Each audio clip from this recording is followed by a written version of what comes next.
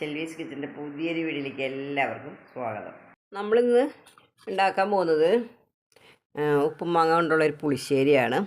അതിന് വേണ്ടിയിട്ട് നമ്മൾ കുറച്ച് ഉപ്പും മാങ്ങ എടുത്ത് വെച്ചിട്ടുണ്ട്. അപ്പോൾ ആ മാങ്ങയിലിട്ട് വെച്ചിരുന്ന ഒരു 4-5 പച്ചമുളക് നമ്മൾ എടുത്തിട്ടുണ്ട്. ഇത് നമുക്കൊന്ന് അരച്ചെടുക്കണം.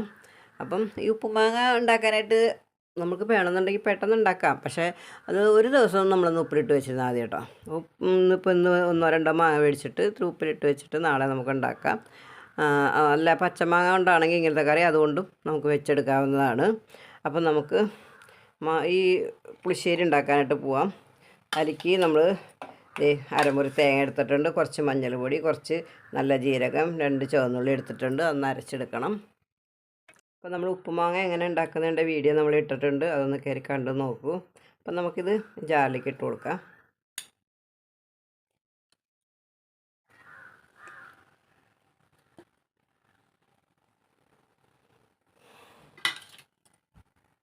നമുക്ക് കുറച്ച് മഞ്ഞൾപ്പൊടി ഇട്ട് കൊടുക്കാം, കുറച്ച് മുളക് പൊടി ഇട്ട് കൊടുക്കാം. നമുക്കൊന്ന് അരച്ചെടുക്കാം. നമ്മളിങ്ങനെ ഒന്ന് അടിച്ചെടുത്തിട്ടുണ്ട്. ലേശം വെള്ളം കൊണ്ട് ഒഴിച്ച് നന്നായിട്ടൊന്ന് അരച്ചെടുക്കാം. നമുക്ക് ചട്ടിയിലേക്ക് ഒഴിച്ചു കൊടുക്കാം.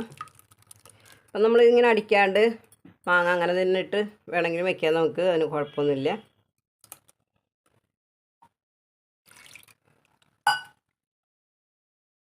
നമുക്കത് തിളപ്പിച്ചെടുക്കാം. ലേശം കറിവേപ്പില കൂടി ഇട്ട് കൊടുക്കാം. ഇവിടെ കുറച്ച് വെള്ളം ഒഴിച്ചിട്ട് നന്നായിട്ടൊന്ന് അരച്ചെടുക്കാം. മാങ്ങയൊക്കെ തിളച്ചെന്ന് നോക്കാം. നമ്മൾ നന്നായിട്ട് തിളച്ചിട്ടുണ്ടല്ലോ.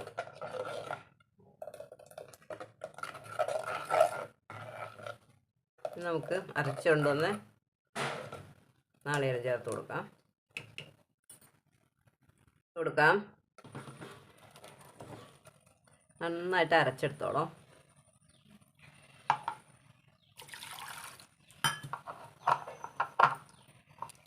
കുറച്ച് വെള്ളം കൂടെ ഒഴിച്ചു കൊടുക്കാം. നമുക്ക് പുളിശ്ശേരി എന്ന് പറയുമ്പോൾ ഇത്തിരി വെള്ളം ഇരിക്കണം. അപ്പോൾ നമ്മൾ ഇങ്ങനെ പുളിശ്ശേരി വയ്ക്കുമ്പം നമ്മൾ തൈരൊന്നും ചേർക്കേണ്ട ആവശ്യമില്ല, മോരൊന്നും ചേർക്കേണ്ട ആവശ്യമില്ല. നമ്മൾ മാങ്ങയ്ക്കൊക്കെ നല്ല പുളിയുള്ളതാണ്. പിന്നെ നമ്മൾ മോരും കൂടെ ചേർക്കുമ്പോൾ ഭയങ്കര പുളിയാവും. അപ്പോൾ ഇത് തന്നെ, ഈ പുളി തന്നെ മതിയാവും ഈ പുളിശ്ശേരിക്ക്. അതാണ് അതിൻ്റെ ടേസ്റ്റ്. നമ്മളിപ്പോൾ വേറെ മോരും കൂടെ ചേർത്തിട്ടുണ്ടെങ്കിൽ അതിൻ്റെ ടേസ്റ്റ് മാറ്റം വരും. കുറച്ചും കൂടി വെള്ളം ഒഴിച്ചു കൊടുക്കാം. നമുക്ക് നന്നായിട്ടൊന്ന് ചൂടായി വന്നതിന് ശേഷം നമുക്ക് താളിച്ചു കൊടുക്കാം. ഉപ്പുണ്ടോ നോക്കാം. ഉപ്പ് ലേശം ചേർത്ത് കൊടുക്കാം. നമുക്ക് നമ്മുടെ മാങ്ങയ്ക്ക് ഉപ്പുള്ളതാണല്ലോ, അപ്പോൾ നമ്മൾ ഉപ്പ് വേറെ ചേർത്തിട്ടുണ്ടായില്ല. ലേശം ചേർത്ത് കൊടുക്കാം.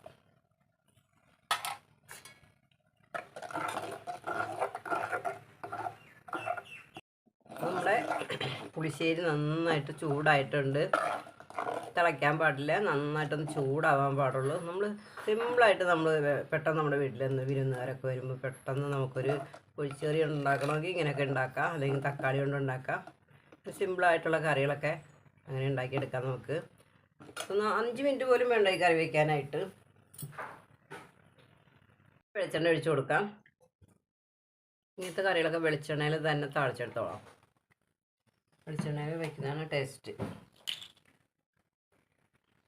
കുറച്ച് കടുക് ഇട്ട് കൊടുക്കാം.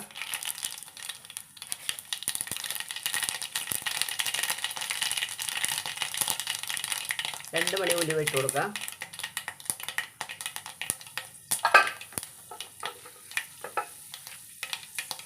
പച്ചമുളക് ഇട്ട് കൊടുക്കാം.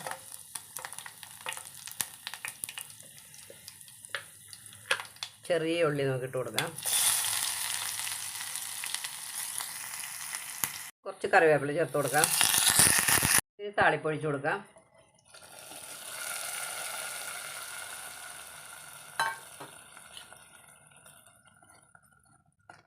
നമ്മുടെ അടിപൊളി ഉപ്പുമാങ്ങ പുളിശ്ശേരി റെഡി ആയിട്ടുണ്ട്. എല്ലാവരും ഇങ്ങനെ ഒന്ന് ഉണ്ടാക്കി നോക്കൂ.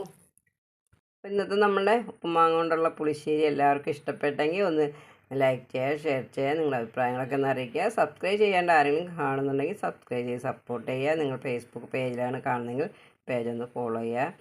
എല്ലാവർക്കും ഒരു നല്ല ദിവസം ആശംസിച്ചുകൊണ്ട് ടാറ്റാ, ബൈ.